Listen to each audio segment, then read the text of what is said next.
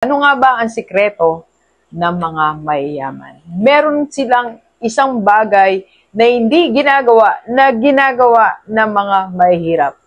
Ang mga mayayaman po, ang sikreto nila, hindi sila bili ng bili. Tayo kasi bili tayo ng bili.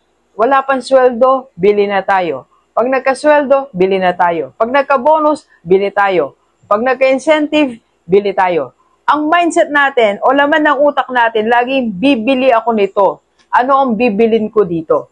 Yung mga mayayaman, hindi yan ang iniisip nila. Ang iniisip nila, paano ako kikita ng pera? Paano madadagdagan ang income ko? Kung gusto nating yumaman, iwasan natin ang bili ng bili. Thank you for watching. We are inviting you to attend our free webinar para matuto tayo kung paano mag-invest sa mutual fund at paano magkaroon ng Kaiser. Kaiser 3-in-1, may healthcare, life protection, and investment. PM lang sa personal life ni Doc. Yan po ang personal life. Let's go, let's go. Kape po tayo.